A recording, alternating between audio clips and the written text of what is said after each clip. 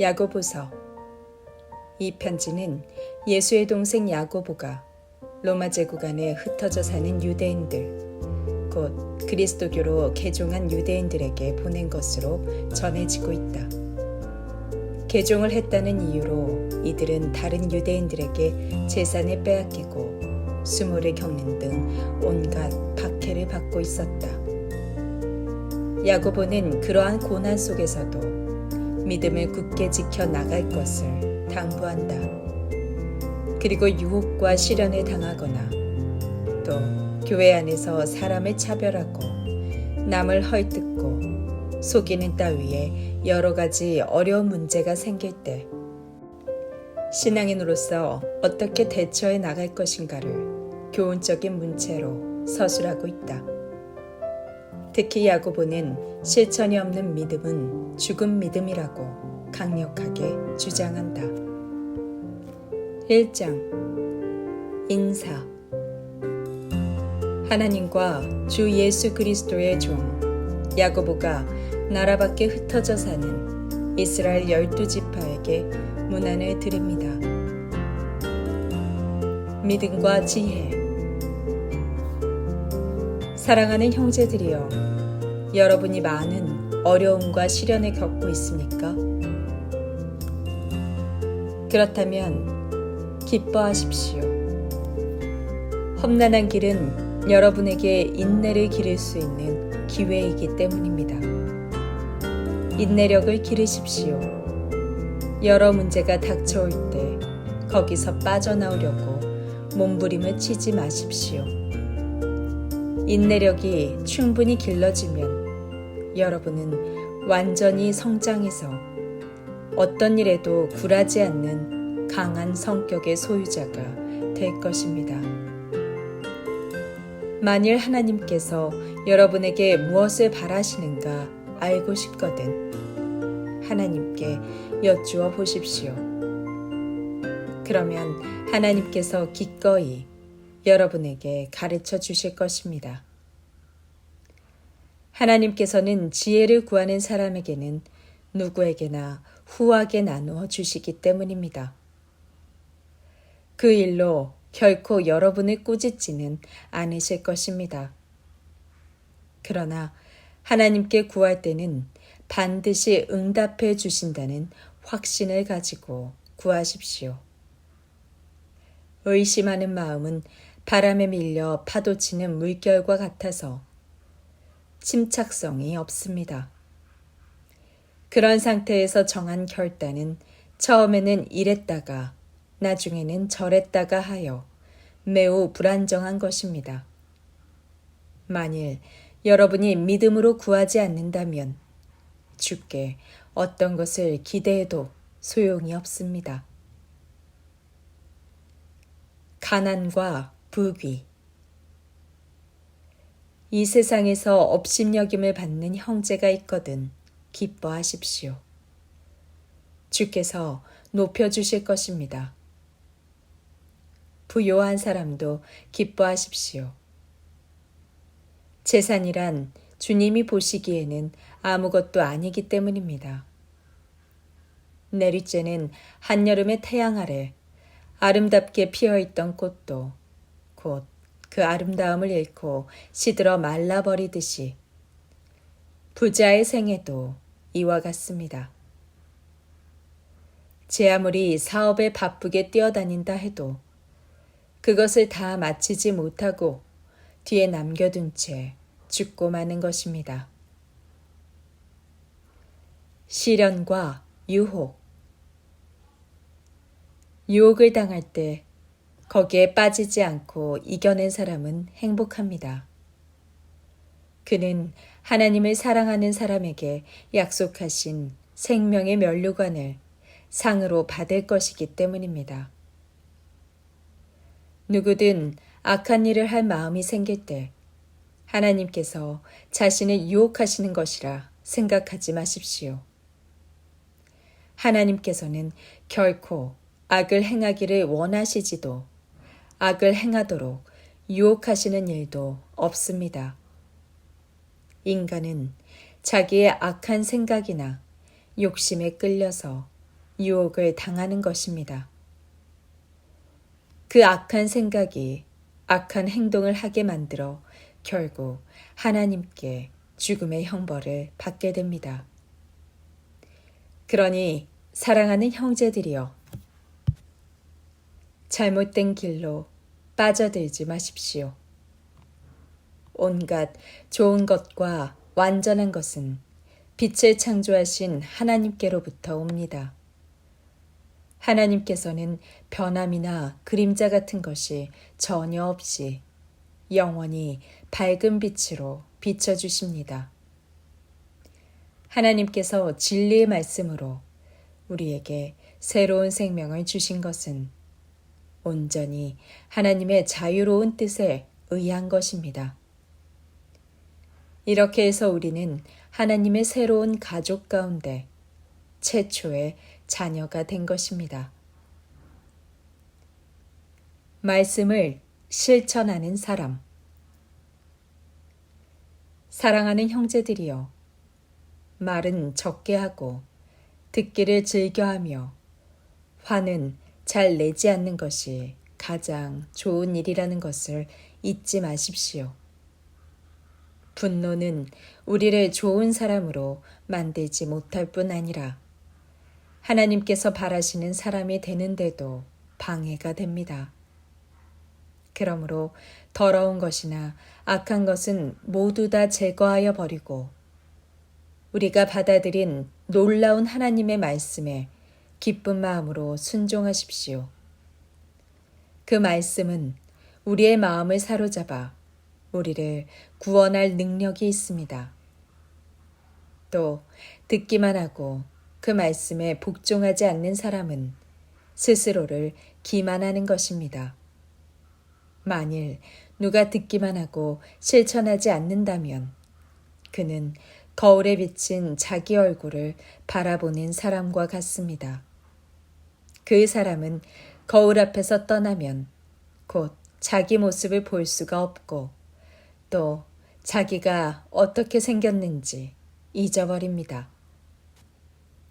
그러나 인간을 죄에서 풀어주시는 하나님의 율법을 계속 착실하게 지켜나가는 사람은 그것을 잊어버리지 않을 뿐만 아니라 그 율법대로 실천합니다.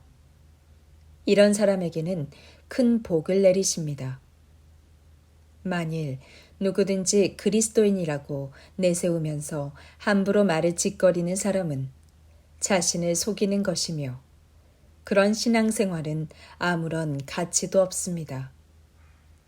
아버지 하나님께서 보시기에 순수하고 흠이 없는 그리스도인은 고아와 과부들을 돌보아주는 사람입니다. 이런 사람은 세속에 물들지 않고 주님 앞에 늘 진실하게 살아갑니다. 2장 차별 대우를 하지 말라. 사랑하는 형제들이여, 만일 여러분이 부자는 친절하게 대하고 가난한 사람은 얕잡아 본다면 어떻게 주 예수 그리스도를 믿는 사람이라고 말할 수 있겠습니까? 가령 여러분의 교회에 값비싼 옷을 두르고 손에 값진 금반지를 낀 사람과 남루한 옷을 입은 가난한 사람이 나란히 들어왔다고 합시다.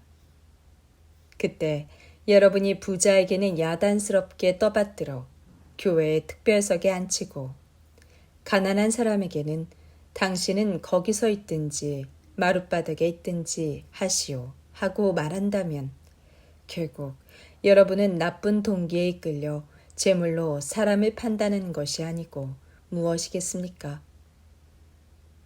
사랑하는 형제들이여, 잘 들으십시오. 하나님께서는 가난한 사람을 택해서 믿음이 부유한 자가 되게 하시고 또 당신을 사랑하는 사람들에게 약속하신 선물인 하늘나라를 차지하게 하셨습니다.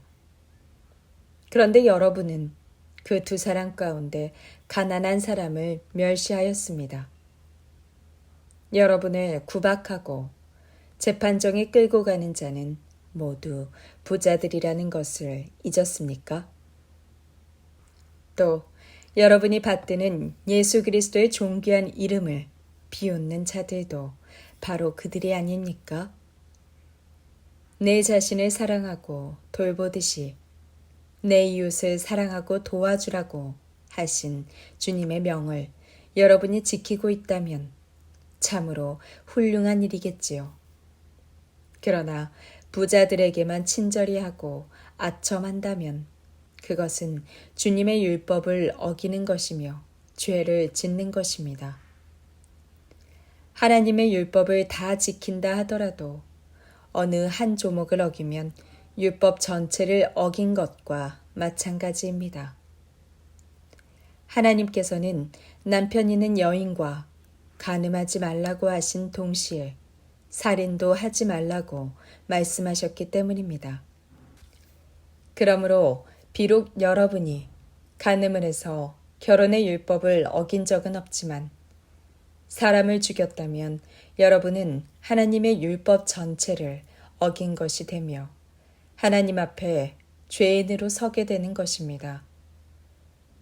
여러분은 그리스도께서 원하시는 대로 행하였느냐, 행하지 않았느냐 하는 것으로 심판을 받습니다. 그러니 무엇을 생각하든 또 어떤 행동을 하든 늘 살피고 주의해서 하십시오. 무자비한 행동을 하는 사람은 자비를 구할 수 없습니다. 그러나 여러분이 남에게 자비를 베푼다면 하나님께서도 여러분에게 자비를 베푸셔서 심판을 면해 주실 것입니다. 행동 없는 믿음은 죽은 믿음. 사랑하는 형제들이여, 여러분이 믿음이 깊은 그리스도인이라고 주장하면서 남 돕는 일을 행동으로 옮기지 못한다면 무슨 소용이 있겠습니까? 그런 신앙으로는 아무도 구원받을 수 없습니다. 여러분의 친구 한 사람이 먹을 것도 입을 것도 없는 빈 털터리가 되었다고 합시다. 그런 사람에게 여러분이 참 안 됐구려, 따뜻하게 지내고 배불리 먹으시오 하는 말만 하고 아무런 도움을 주지 않는다면 그따위 신앙이 무슨 소용이 있겠습니까? 이것으로 알 수 있듯이 믿음을 가지는 것만으로는 충분하지 않습니다. 믿음을 선한 행실로 증명해 보이십시오. 증명해내지 못하는 믿음은 믿음이 아닙니다. 그런 믿음은 아무짝에도 소용없는 죽은 것입니다. 하나님께 이르는 길은 믿음만 있으면 될 뿐 아무것도 더 필요하지 않다고 말하는 사람도 있지만 나는 선한 행동도 동시에 중요하다고 말하고 싶습니다. 선한 행동이 없이는 당신에게 믿음이 있는지 없는지를 증명할 수 없기 때문입니다. 내가 행동을 보여야만 사람들이 내게 믿음이 있다는 것을 알 수 있지 않겠습니까?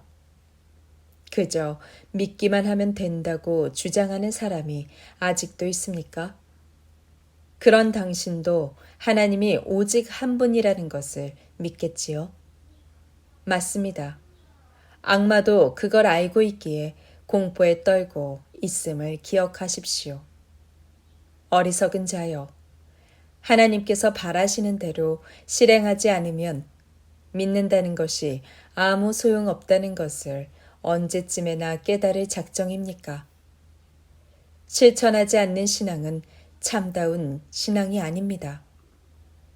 우리 조상 아브라함까지도 아들 이삭을 잡아 제물로 바치라고 하나님께서 명령하셨을 때 기쁨으로 그 명령에 복종하지 않았습니까? 그래서 하나님 앞에 의롭다고 인정받은 것이 아닙니까?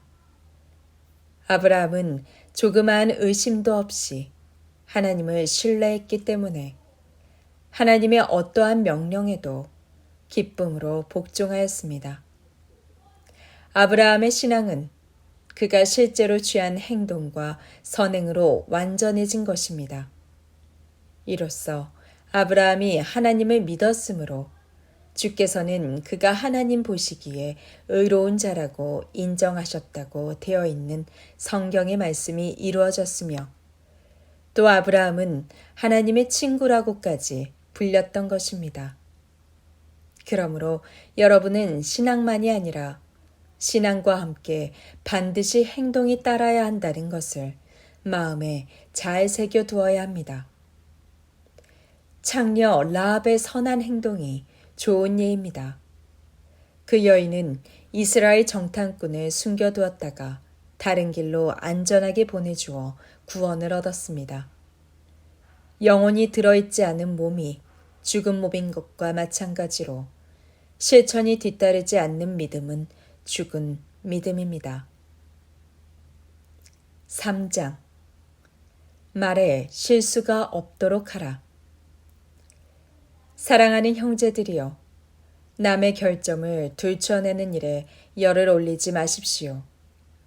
우리는 누구라 할 것 없이 다 많은 과오를 범하며 살고 있습니다.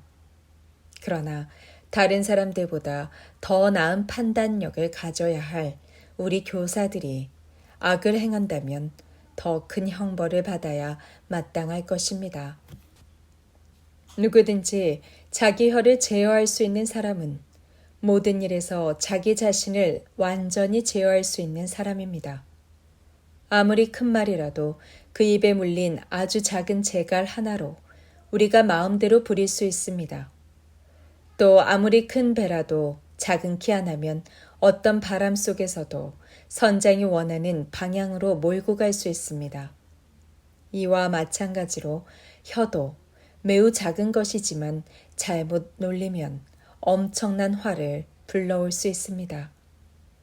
거대한 숲도 극히 작은 불티 하나로 살라버릴 수 있지 않습니까? 혀는 불꽃입니다. 혀에는 악이 가득 차 있어 몸 전체에 해독을 끼칩니다. 또 지옥의 불이 타오르고 있어 우리 인생의 행로를 멸망과 재앙의 화염 속으로 끌고 들어갑니다. 인간은 온갖 짐승과 새와 땅에 기어다니는 것들과 어류들을 지배해왔고 또 지배할 수 있습니다. 그러나 자기 혀만은 마음대로 길들이지 못합니다. 혀는 언제나 죽음의 독을 뿜어내려고 도사리고 있습니다.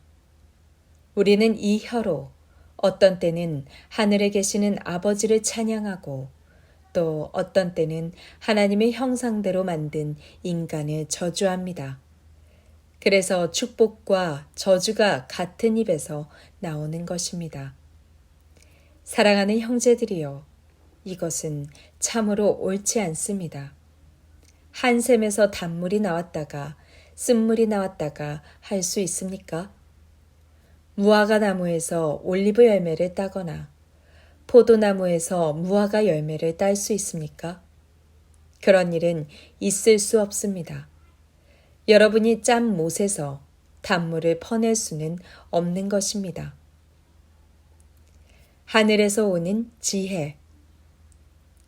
만일 여러분이 꾸준히 선행을 베풀면서도 자신의 그 선행을 자랑하지 않는다면 여러분은 참으로 지혜 있는 사람입니다.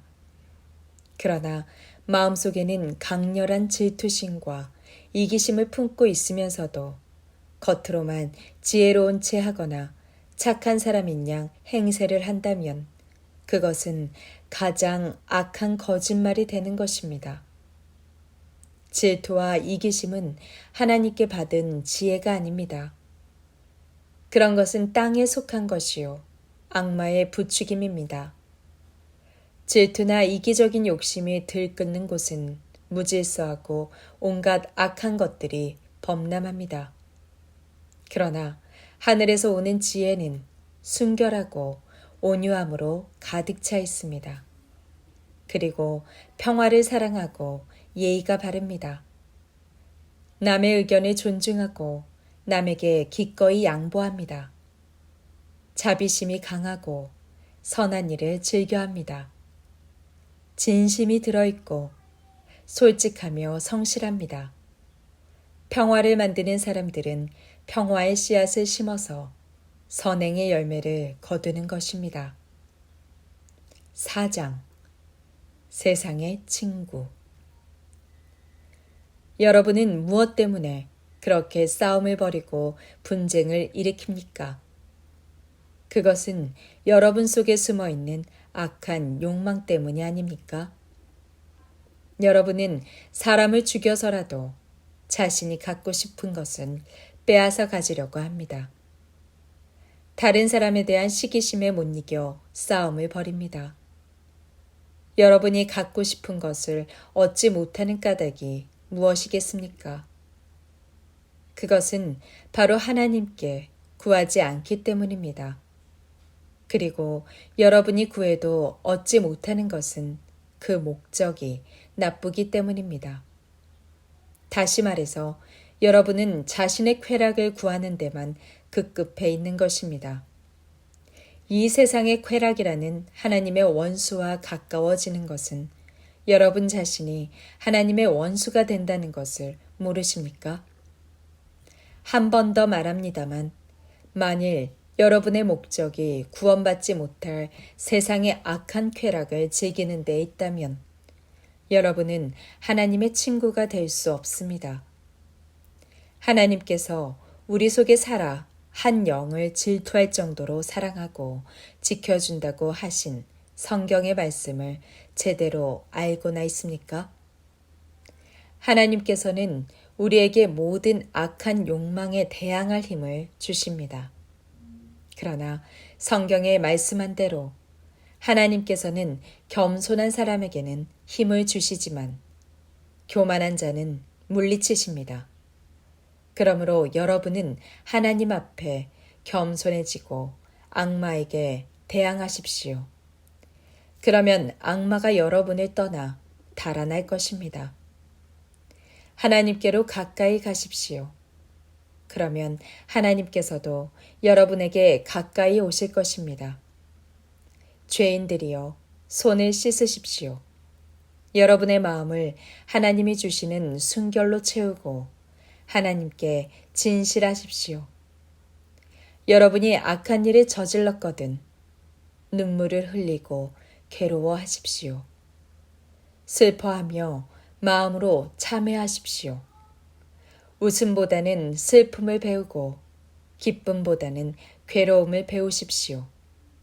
그래서 여러분이 주님 앞에서 무가치한 존재라는 것을 깨닫게 되면 주께서 여러분을 일으켜 세우고 힘을 주시며 높여 주실 것입니다. 서로 비난하지 말라. 사랑하는 형제들이여, 상대방을 비판하거나 헐뜯지 마십시오. 만일 여러분이 남을 비판하거나 헐뜯는다면 서로 사랑하라고 하신 하나님의 율법에 정면으로 맞서 싸우는 셈입니다. 그리고 율법이 잘못되었다고 판정을 내리는 결과가 되어버립니다. 여러분이 할 일은 그 율법이 옳으냐 그르냐에 대한 판가름이 아니라 그 율법에 복종하는 것입니다. 그 율법을 만드신 분인 하나님만이 우리들을 바르게 심판하실 수 있습니다. 하나님 한 분만이 우리를 구원하기도 하고 멸망시키시기도 하십니다. 그런데 여러분이 무슨 권리로 남을 심판하거나 비판할 수 있습니까? 자랑에 대한 경고. 오늘이나 내일 이러이러한 도시로 가서 1년쯤 자리 잡고 앉아 한미천 잡아보자고 계획한 이들이여. 잘 들으십시오. 내일 일을 어떻게 기약할 수 있습니까? 사람의 생명은 아침 안개와 같이 덧없는 것입니다. 지금은 여러분이 여기 있으나 얼마 안 가서 사라져버릴 존재입니다. 그러므로 여러분은 오히려 이렇게 말해야 합니다. 만일 주께서 허락하신다면 사는 동안 이런저런 일을 해야겠다. 그런데도 여러분은 마음대로 계획을 버리고 자랑을 늘어놓습니다. 이러한 자기 확신은 결코 하나님을 기쁘게 해드리지 못합니다. 무엇을 하는 것이 옳은 일인지를 알면서도 행하지 않으면 죄가 된다는 것을 기억하십시오. 5장 부자에 대한 경고. 부자들이여, 잘 들으십시오. 지금은 여러분 앞에 닥쳐올 무서운 재앙을 생각하며 슬피 통곡해야 할 때입니다. 여러분의 재물은 썩어가고 그 화려한 옷가지들도 좀먹어 누더기가 되어가고 있기 때문입니다. 여러분의 그 값진 금과 은도 녹이 슬었고 그 녹은 장차 여러분에게 불리한 증거가 되며 불과 같이 여러분의 살을 삼켜버릴 것입니다. 훗날을 위해서 저장해둔 것이 닥쳐올 심판날의 증거가 되는 것입니다. 여러분은 여러분의 농장에서 일한 노동자들의 노임을 착취하였습니다. 그들의 아우성 소리를 들으십시오. 그 아우성 소리가 만군의 주님의 귀에까지 들렸습니다. 여러분은 이 세상에서 갖은 변덕을 다 부리고 쾌락과 만족을 누리며 마음을 욕심으로 살찌웠지만 그것은 결국 도살장으로 가는 길을 마련할 뿐입니다. 여러분은 자기 방어조차도 할 힘이 없는 선량한 사람들에게마저 죄를 뒤집어 씌워 죽였습니다. 인내와 기도. 사랑하는 형제들이여, 여러분은 주께서 다시 오시는 그날까지 인내를 가지고 기다리십시오. 마치 농부가 귀중한 곡식들이 잘 익어서 주수하게 될 가을이 오기를 기다리듯이 여러분도 참고 기다리십시오. 그리고 용기를 내십시오. 주께서 곧 오실 것입니다. 형제들이여, 남을 헐뜯지 마십시오. 여러분 자신은 남의 비판을 받지 않을 자신이 있단 말입니까? 보십시오. 위대하신 심판관께서 오십니다. 그분이 벌써 가까이 오셨습니다. 그러므로 비판하는 것은 주께 맡기십시오. 고난 가운데서도 인내로 이겨낸 주님의 예언자들을 본받으십시오. 그들은 심한 고난을 당하면서도 끝내 주께 진실했으므로 지금 하늘나라에서 행복을 누리고 있습니다. 욥은 슬픔을 이기며 끝까지 주님을 믿은 사람의 모범입니다. 욥이 겪어낸 일을 보고 우리는 주님의 계획이 축복으로 끝난다는 것을 알게 되었습니다. 주께서는 한없는 은총과 자비를 베푸시는 분입니다. 사랑하는 형제들이여, 무엇보다도 명심할 일은 맹세하지 말라는 것입니다. 하늘이나 땅이나 그 밖에 어느 것을 두고도 맹세하지 마십시오. 다만 단순하게 예와 아니오만을 분명히 하십시오. 그래야 죄를 범하지도 않고 정죄를 받지도 않게 될 것입니다. 고난을 당하는 사람이 있습니까? 그렇거든 그 문제를 가지고 계속 하나님께 기도하십시오. 감사할 일이 있습니까? 그렇거든 주님을 찬양하십시오. 아픈 사람이 있습니까? 그렇거든 교회의 장로들을 청하여 기도를 받으십시오. 장로들은 주님의 이름으로 그에게 기름을 바르고 주께서 그를 치료하여 주시도록 간구하십시오. 그들이 믿음으로 기도드릴 때는 주께서 그를 치료하여 낫게 해주실 것입니다.